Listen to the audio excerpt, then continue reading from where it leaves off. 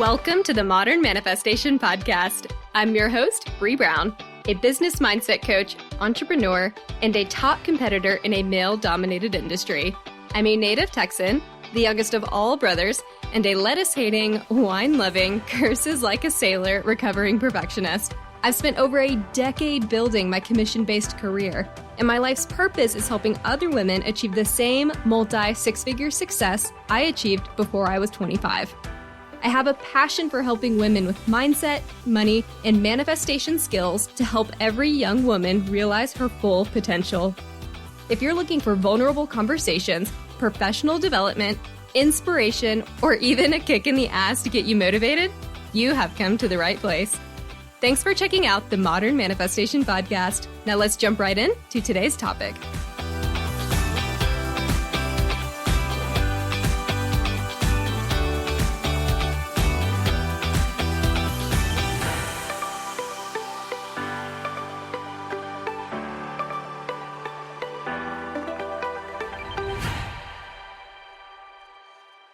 Hello, all my beautiful souls. Welcome to the fourth and final episode of my 4-part money mindset series. If you are just tuning in and this is your first episode, I highly recommend that you scroll back to episode number 24 and start your money mindset journey there. I don't want you to miss anything, and it's important to start with those 3 episodes. That way, you know exactly what we're talking about as we wrap everything up in this 4th episode. For everyone else, welcome back and thank you for tuning in with me throughout this series. So far, we've covered your limiting money beliefs around money, which happens when you villainize money because of the beliefs the adults around you gave you when you were a kid. We've also covered your debt mindset, which is that energy that you embody when you handle your outflow money. And the third thing we covered was playing your part as your own personal CFO to be proactive about and owning your money management. The final topic I have for you in this Money Mindset series is all about positive spending. This is not necessarily paying bills like we talked about in episode 25, but this is anytime you are spending money. Anytime you're buying something, ask yourself, are you coming from a place of scarcity or are you coming from a place of abundance when you spend your money? Regardless of whether or not you're buying something that you consider to be positive or negative, right? I don't care if it's something that you want or feel like you have to purchase, which we did talk about in episode 25 if you're using that language. When you're spending money on self-care, how does that feel? How do you feel buying that expensive purse you've had your eye on, or that language course you've been wanting to take? How does it feel to spend $50 on something you want, $500, $5,000 on yourself, or on anything?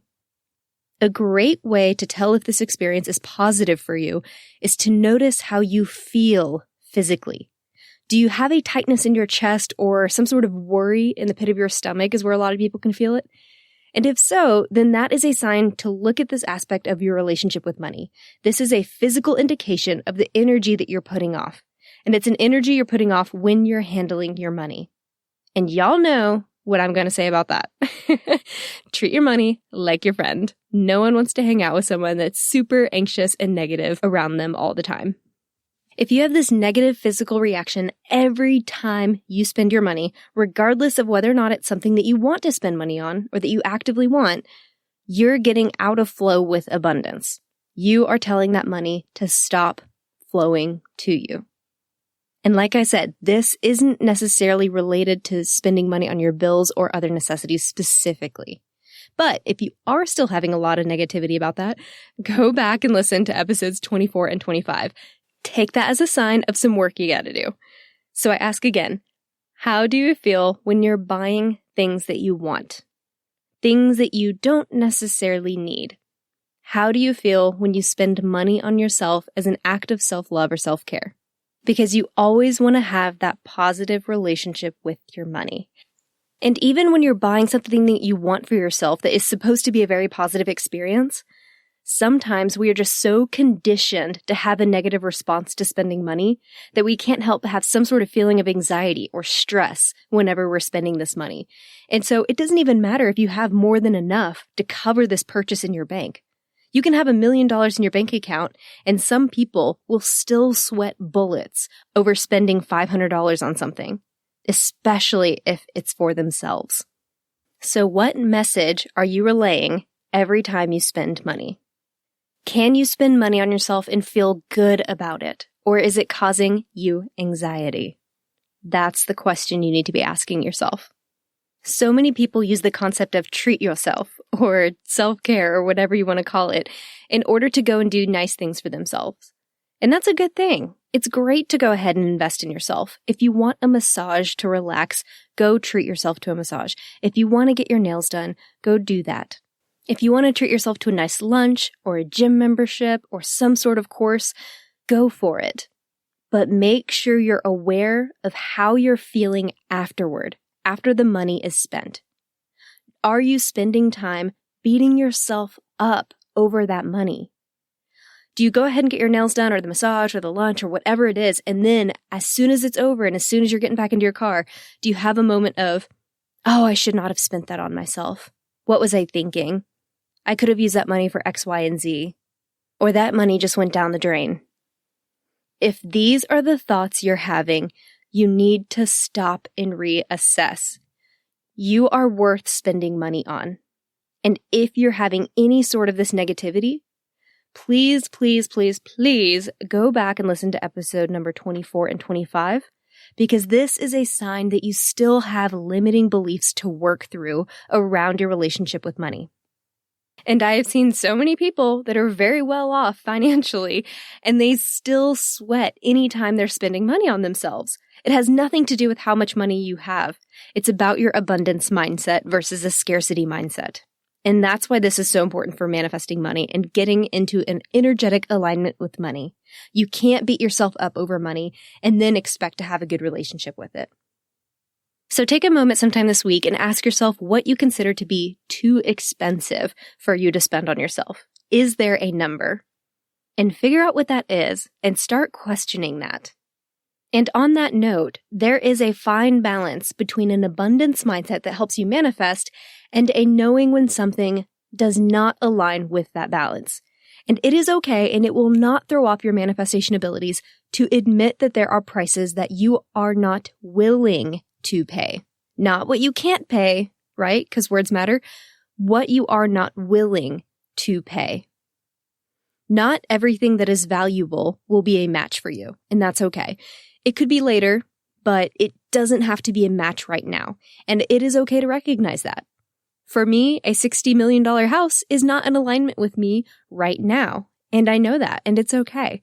Respecting that boundary is showing your money respect. And on that note, don't call these things too expensive because that has that negative connotation. So if you're sweating and feeling constricted as you buy something, then don't buy it until you can address that energy. Even things you consider more high value. And again, not expensive, high value. So let's say it's like a purse or an airline ticket or even something as ordinary as a coffee every morning or avocado toast, which is really popular. Then don't buy it. If it gives you that negative feeling, then step away until you have time to address that. Don't buy it until you can feel good about the purchase, until you can get in alignment with that purchase, until that purchase won't cause you financial stress, or until you are happy to make the purchase without guilt, which is really the key of this episode. Making a purchase without guilt. Guilt is scarcity. Guilt is negativity. You don't want that shit around your money. And I am not trying to give you an excuse to not pay bills, by the way. You can't be like, oh, Bree said that I shouldn't just spend money on things that I don't want to or that doesn't make me feel good, and that's my bills, so not going to pay them. That is not what I'm saying. There are ways that you can get in alignment before making a purchase. You can step away and recenter yourself, as an example. You could create a list of the value that thing is going to bring you. Maybe you can visualize your abundance with it, or do whatever you need to do to get high vibe before you check out. It's all about keeping that flow around your money positive. And when it relates to bills, remember what I said in the last episode, or actually I think it was episode 25. You don't have to pay your bills. That is something that you want to do in order to maintain the lifestyle you have. So get positive about that too. Don't treat it as I have to or I must, because that is so negative. Treat it from I am so fortunate and I get to pay this bill, which provides me XYZ. Even if money isn't an issue for you, you can still experience that negative reaction to spending. I already talked about the relationship with unworthiness a little bit earlier in this episode, or feeling guilty about spending money on yourself. But there could be other ways of having a negative reaction to spending, because it could be about how you are using this. Maybe you are using money, or maybe you're using this purchase to buy love, or to prove something to someone, or to attempt to fill a void in your life through some sort of material goods. Any of these experiences will create a barrier. These are signs that you will need to continue to work on your limiting beliefs. So if this is you, discover why spending money causes you guilt, stress, anxiety, or whatever it is, because you will reach a point where you will not be able to manifest any more for yourself if you don't. As a quick example, the first year I made over 6 figures, I continued to live as if I were still in college. I bought the crappy food. I felt guilt while spending money on myself. I took advantage of every free food opportunity. I lived in a house that looked like the basement of the That 70s Show. It was awesome. It's super dark and wood paneling everywhere. And I still went to thrift stores for work clothes. Etc. I was living as if there was an invisible shoe that was going to drop. As if at any moment, the universe would recognize that I was a fraud who had made this money and had no business manifesting it, and that it would take it all back from me. I was living as though at any minute, all the money that I'd made and all the money that I'd manifested was going to disappear. I'd achieved what I'd wanted to, and yet I'd still reverted back to that scarcity mindset that I had prior to the work that I did on my mindset. And I found that even though I'd reached that level of success through manifesting, I still hadn't dealt with all of the limiting beliefs that my parents gave me around spending. I'd already gotten rid of some of these limiting beliefs around what it meant to have money or who could make that kind of money, right? I'd already been able to get rid of those and address them, and that's why I was able to manifest what I had. But when it came to spending, having this amount of money was new to me. And so these were new limiting beliefs that I had to work through. And they started creeping up because now I had the money that I could spend if I wanted to. And my parents constantly lived with a lot of debt. They used credit cards like candy, pretty much. They had credit cards for every single store. And they consistently had so much debt that I was hyper aware of not wanting to make those same mistakes in my adult life. So much so that I was terrified to spend the money that I'd made, any amount of it. I was clutching onto it because I was like, this could disappear so quickly. You never know how much debt you can rack up. However, I was making it hard to manifest any more because I was operating from that place. And I felt a strong need to hoard the wealth that I'd made because I had to protect what I felt like was mine, what I'd earned. And as a result, it was extremely difficult for me to continue to bring in more. And what was scary is that I was completely commission-based. And at that point, I'd plateaued. And I stayed in that place not making any money for about 6 months before I finally took a hard look at my mindset and what I was doing. And that's when I was like, oh God, we are operating from that place of scarcity. And thankfully, I wasn't in that place long. I was able to reflect back, do the work, do all the things that we've talked about in this series, and I was able to make a correction. But my lesson for you from that experience is that on one hand, it is great to be conscious of your spending and to be responsible with your money. That ties in really well with the money management topic we talked about last week. But on the other hand, if you are too frugal, that also tells the universe that you think this money may not last. It may disappear at any moment, and it must be clung to. It must be hoarded. And like I always say, and like I said earlier, treat your money like your friend. What friend loves clinginess? If this is a concern for you, work to find that healthy balance between spending and saving. And recognize which side you fall into. Are you someone that's overspending? Or are you someone that's oversaving? There needs to be that balance. And when I say balance, I want to reiterate that I am talking about balance here. We're talking about something that works with the money management as well. I am not giving you a get out of jail free card and say, go fucking nuts. That's not what I am saying. We are talking about balance here, people. I'm telling you to find things to invest in that make you feel good and more abundant, and release any amount of guilt or stress you have about making that purchase, so long as it is in balance with your money management position. Invest in things that are in alignment with the new level of a lifestyle that you have created for yourself or that you want to reach. It's okay to stretch a little in order to grow, but do not stretch your money so much that you are then out of a balance and stressed. That's not going to create the right reaction. You want to avoid that negativity. So ask yourself, what does spending money mean to you?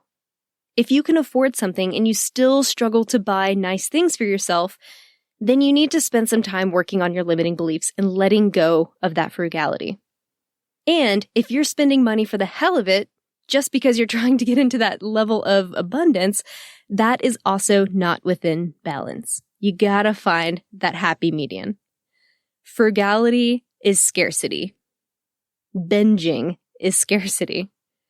Mindful spending and investing is abundance. I'll say that again. Frugality and binging is scarcity. But mindful spending and investing is abundance. And in case this comes to your mind as a potential solution, no, you also cannot go numb while spending money. You can't just throw everything else we've talked about by the wayside. I had a friend that would always have to get drunk on wine or something at home in order to spend money on herself. Like she just had to numb her insides a little bit so that she wasn't stressed out anytime she spent money on herself for something good. And it was something that her sober self would actually really appreciate and love, but she had to do that in order to not feel stressed about it. And that is also not okay. So if you are one of those people that loves to self-medicate in the evenings, and then 3 days later you have all these Amazon boxes coming to your porch, or you have a gift card to someplace you've been wanting to go to, those things are great, but not if you're trying to numb the mindset in order to avoid that negative feeling when you're making a purchase. That is also not in alignment. And don't buy something just because you can if you really don't want it. Remember, it's a relationship based in mutual respect, and no one likes to be used. Your money doesn't like to be used also just to be a show off or just to placate something within you. Yes, be abundant and know that money is always flowing to you, but make sure that that purchase is in alignment with your life. To reiterate, do not spend your money if it isn't going to be a positive experience. And I also want to cover this other mistake that I see a lot of people make, especially when they first find out about manifestation and they're so eager to start. This is when people overindulge. The idea of acting as if is great, but acting as if can only get you so far if you are not yet an energetic match. So people cling on to this one portion of manifestation and they can get themselves in a lot of trouble. And then instead of recognizing the work they still need to do, they just throw out the whole idea about manifestation and we're like, you know what? I acted as if I went and blew $1,000 in a new wardrobe to look the part and I didn't manifest shit. So this did not work. It's like they watched The Secret and all they got from it is having an abundant mindset and acting as if. And they're like, great, that gives me the ammo I need to go blow this joint, spend all my money, and that's going to make me a millionaire. Oh, I just need to spend more money to receive? Great. Imagine all the things we've talked about over the past few weeks and that being the one and only thing you pick up on. That would be a fantastic way to rack up a lot of debt by trying to be a millionaire, by spending like a millionaire, without having the mindset of one, or without having done any of the work that we've talked about. You can spend like a millionaire all day long trying to act as if, but if you are not an energetic match, that is not going to work. That is one part of the formula. And assuming that you've already begun some of the work we've talked about, you are already so much more aligned with money. Now imagine just knowing the act as if part and just fucking going for it. It's like getting into a car for a road trip and your car only has one tire out of 4. Like, sure, you can try to get that thing down the street, but you're probably not going to get to where you want to be by focusing on only one part. This strategy is a fantastic recipe for stress, and that will cause someone to ultimately unmanifest and not be able to get the things that they want.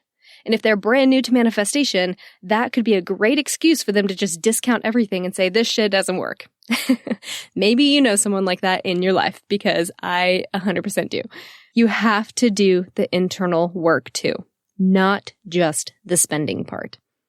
Spending recklessly while carrying like a I'm manifesting flag is a great way to prove your ego right, but it is not a great way to manifest the abundance you ultimately want long term. I'll never tell you to blow your money just because you can. I'll never tell you that reckless spending will ensure that money comes back to you, because it will not. That is not an energetic alignment. And I think intuitively we all know this, but some people are just so eager and so excited with the idea of manifestation that that's the one thing they hear, they cling onto it, and then they go out to spend all this money, and then they're wondering why it's not working or why they are acting as if and nothing's happening. They're only acting as if externally, but that internal feeling, those beliefs that they have, are not in alignment. They're not congruent. And so therefore, they can't raise their vibration to be the level of a millionaire.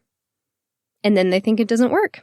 Yes, spending is a part of the flow, but spend in a way that shows respect for your money and that feels good to you.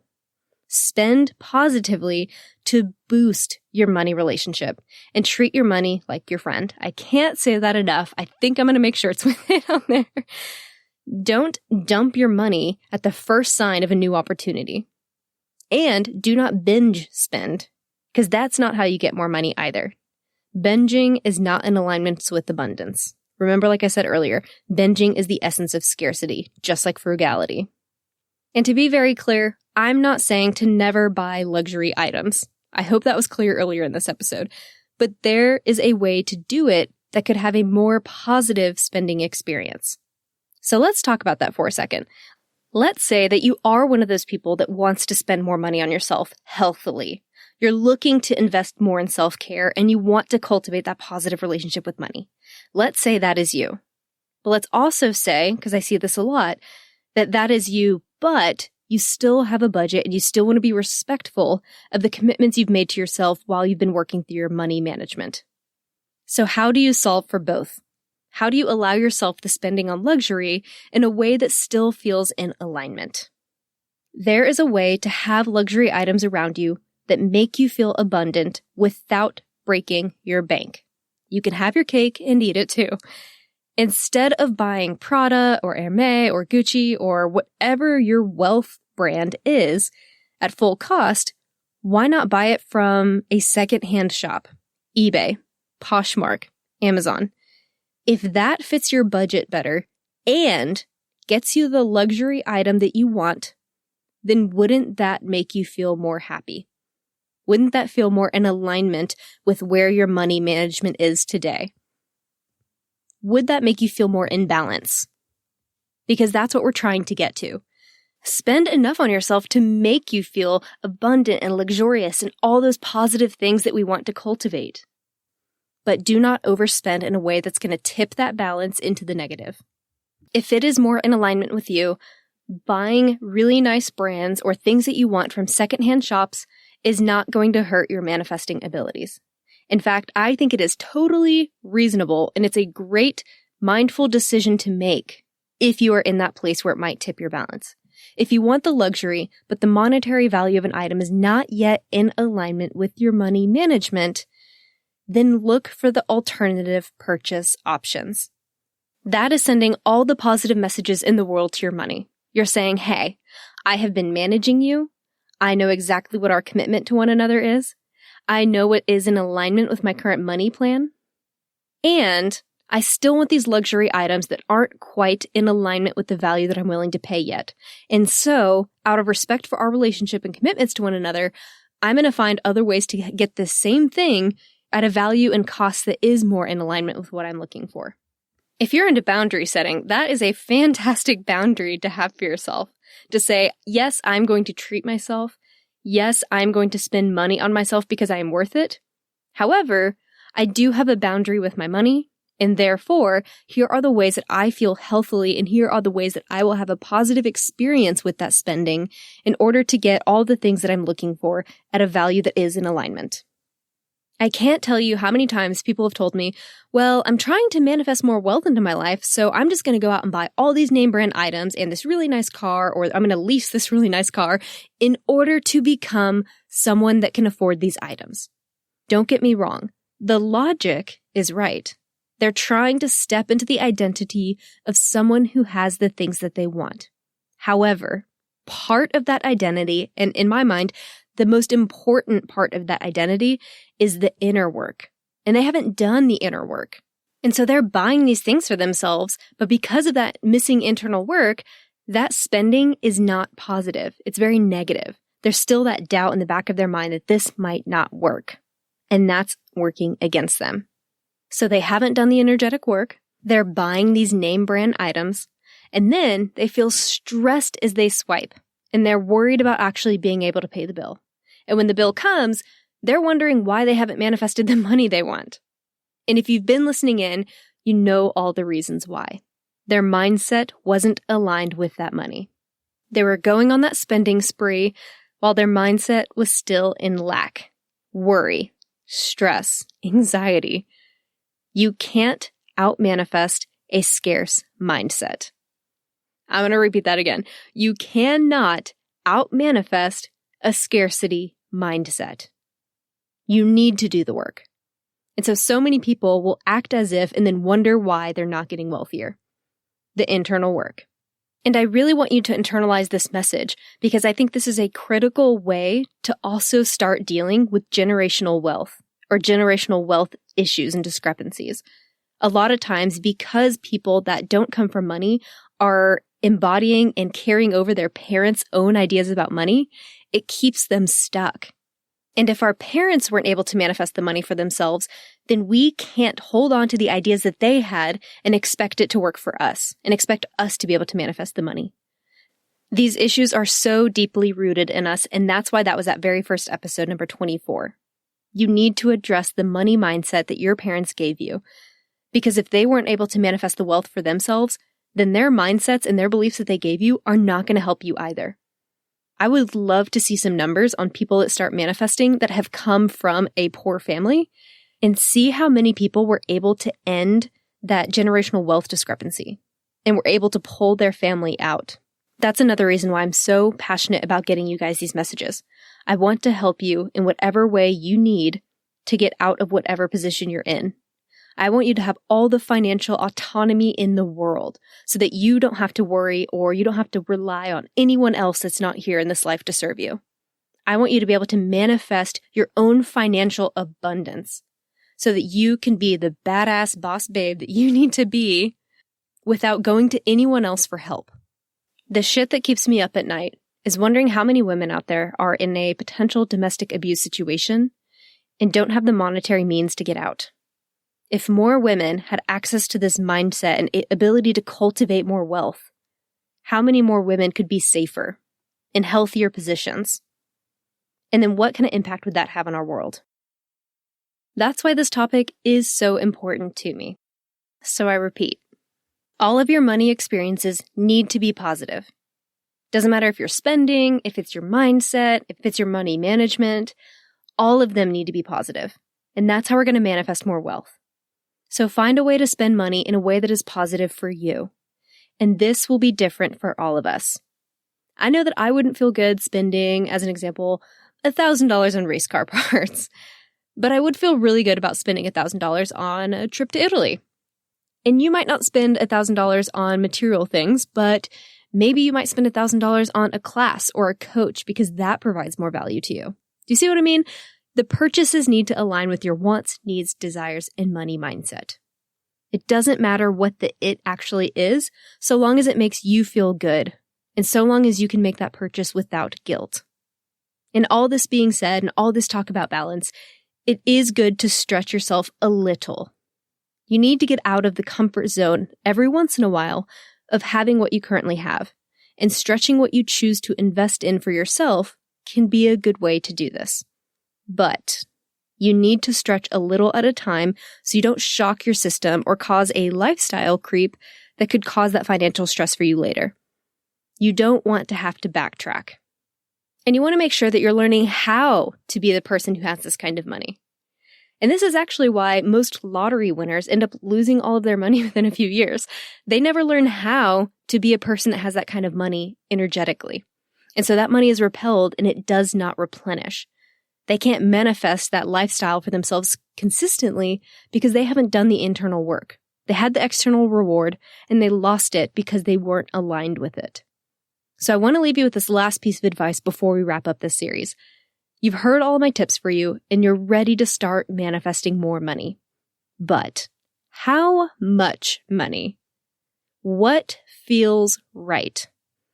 And what are you in alignment for right now?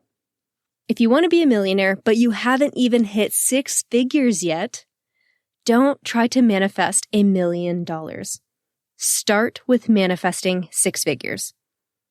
Don't shoot for something like $1 million unless you wholeheartedly believe that you can manifest this amount of money without any trace of fear, doubt, or anxiety. Don't set yourself up for failure. If the number scares you, and you know what I mean, if it gives you some sort of physical reaction, or if you have some sort of pain or worry or some sort of doubt that creeps in, oh no, I can't actually do this. If you have any of those sensations, you won't be able to manifest that amount of money. And excitement, by the way, is not what I'm talking about here. It's great to be excited about it. That is a positive emotion that I want you to have around your money. Instead of $1 million, start with 6 figures, and then 250,000, and then 400,000, and then 600,000, and 800,000, etc.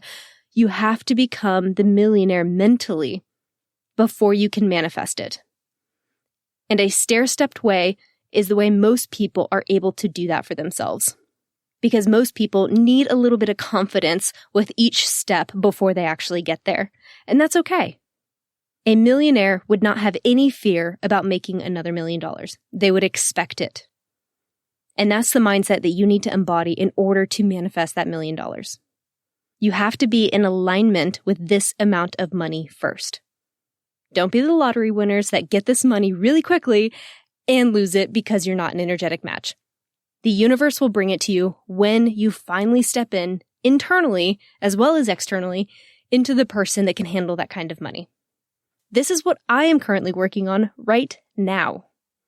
I'm halfway there, but the idea of a millionaire or having $1 million still excites me, but there's also a small part of me that's still scared by it. And until I can overcome this and get into alignment with the 7 figures I want, then I won't be in a position to receive. But I know what I need to work on to get there. So it's only a matter of time. And it's only a matter of time for you too. You can have any level of money you want, but you need to work on your mindset to get there. So I hope these last 4 weeks have given you the inspiration you need to get you started on your money mindset journey. I will have many more money mindset topics throughout the year, but knowing how many people are feeling so optimistic and hopeful for the new year, I really wanted to make sure that we addressed some of these foundational parts of having this money manifestation mindset in order to kick you off in the right direction. So to recap what we've covered, in week 1, we talked about working on your identity and transforming your limiting beliefs around money. You need to work on these subconscious beliefs to ensure that you're not energetically repelling money based on concepts that you've inherited from whoever your caregivers were. The second topic we covered in episode 25 was evaluate your relationship with debt or your outflow money. Are you approaching this outflow money from a place of abundance, or are you sweating when you pay your bills? Remember that every payment is chosen. Every bill is asked for. Send love and gratitude to your bills for the abundance they represent in your life. The third topic we covered in episode 26 was become your own CFO. Learn to speak the language of your money and cultivate an understanding of how it works. Make an effort to become literate in general money discussions. And to recap today's episode, spend your money from a place of positivity. Spend in a way that feels good and aligned, and spend often on yourself from a place of love and self-care. Do not engage with your money when you're feeling stressed, overwhelmed, apathetic, or even entitled. Money is your friend. Treat it like one. Thank you for joining me. And as a heads up, I did create a new Facebook group for all of you called Modern Manifestation. Please join this group and start sharing your experiences manifesting money. I would love to hear how this is working out for you, how this has changed your money mindset, and if you have any limiting beliefs that you've uncovered, I would love to hear about them. I want y'all to use this group as a platform for you to inspire, to get inspired, and ask the questions that you need to get a little bit more personal assistance out of it. So I hope to see y'all there. And if you have a moment, I would really, really appreciate it if you would rate and subscribe to this podcast if you are enjoying this free content. My goal is to get this podcast to 100,000 followers, and I can't do it without every single one of you. So thank you times a million to everyone who has shared these episodes with friends and family. Y'all are my real motherfucking MVPs. I will catch y'all next Monday. Until then, go out there and manifest some miracles. Thank y'all so much for hanging out with me today. If you enjoyed this podcast, hit subscribe so you can stay up to date with new episodes. As always, we would love it if you would share this episode with friends and family who could use the inspiration. As a new podcast show, we would really appreciate your honest feedback so I know what you like and what you could use more of. As a thank you for leaving us a rating, we will send you our 7 weekly tips to create space for abundance. Make sure you screenshot your review and email it to us at hello@modernmanifestation.com so we can send them straight to your inbox. If you'd like to stay connected, you can find us on Instagram or Facebook at Modern Manifestation, or you can head to our website at themodernmanifestation.com.